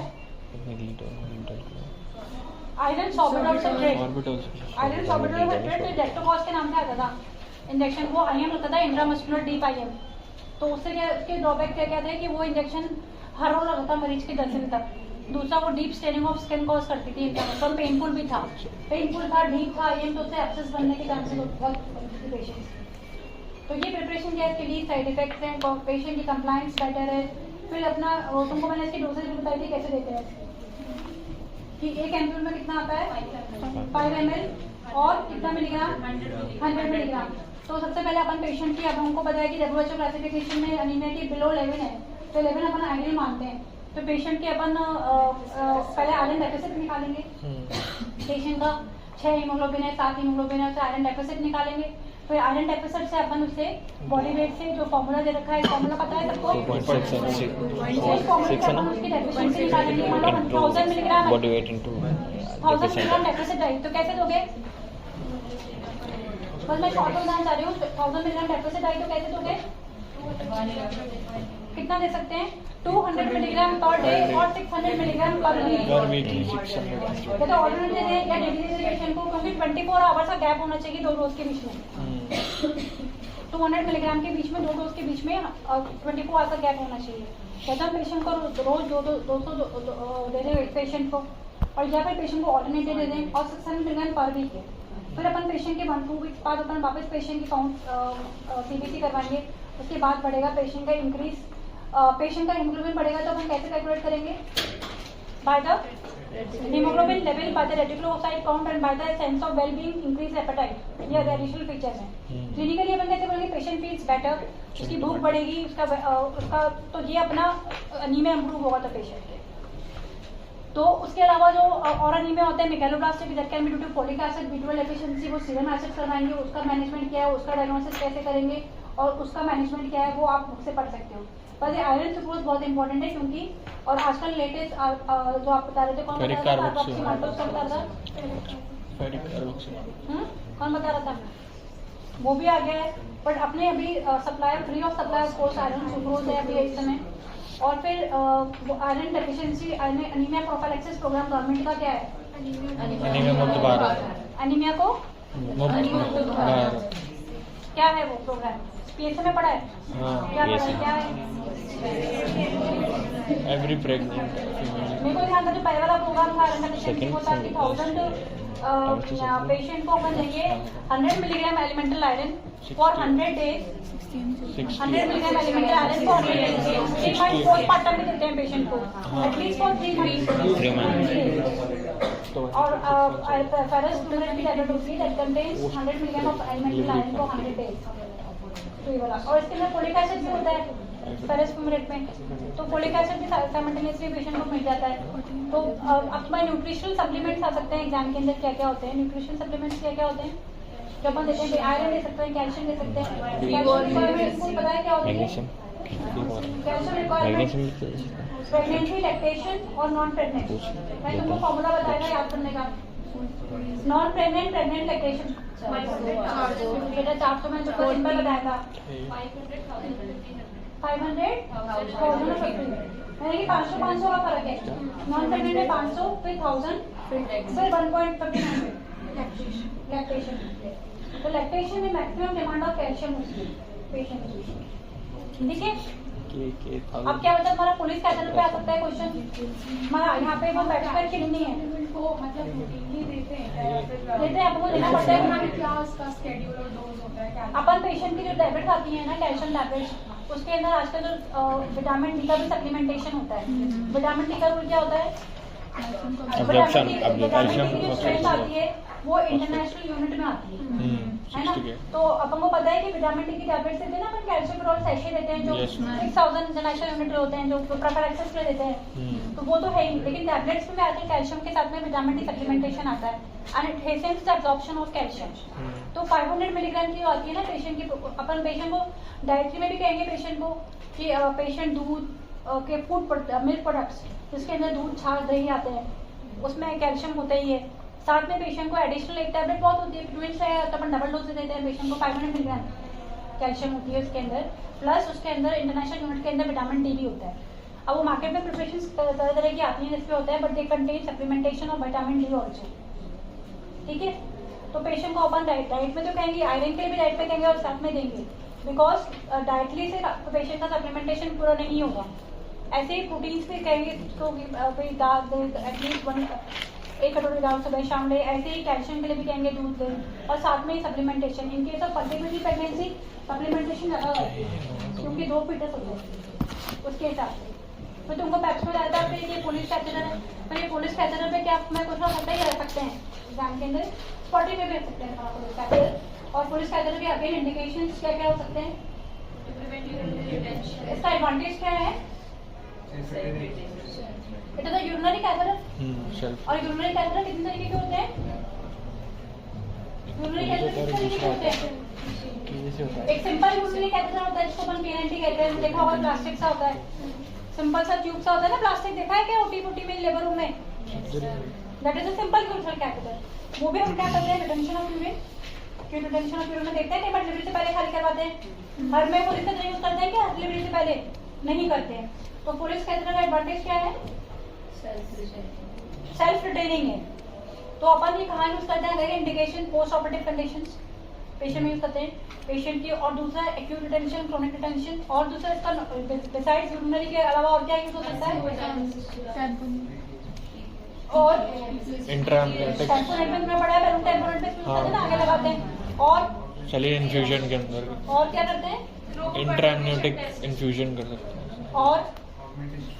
और क्या यूज कर सकते हैं पोलिश कैथेटर का? Tubal recalibration. क्या करेंगे? कैसे करेंगे यूज ट्यूबल रिकैलिब्रेशन के अंदर? तुम इसे ट्यूब कर रहे हो क्या? नहीं कर रहे हो? कैसे कर? इनडायरेक्टली किसी और चीज में हेल्प करता है, पर करता कैसे? कैसे करेंगे? कहाँ यूज होंगे रिकैलिब्रेशन ऑपरेशन में? क्या चेक करने के लिए करेंगे? पेटेंसी कैसे चेक करेंगे? कहाँ डालेंगे? इससे कैसे डालेंगे? इसके अंदर जब वाटर चाहिए उसमें मैंने ट्यूबल रिकैलिब्रेशन कर दिया है, तो मैं इससे कैसे यूज करूंगी फिर?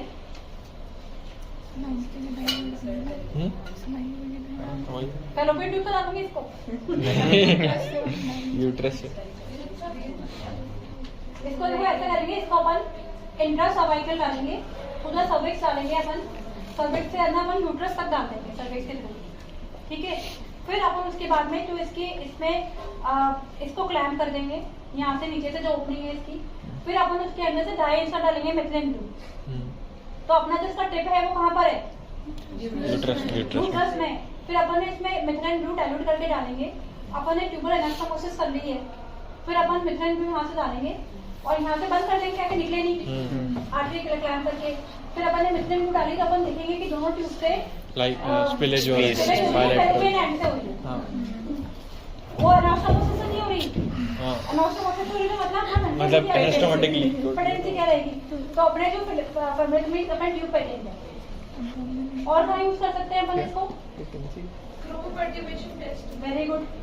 और HHG भी कर सकते हैं अपन।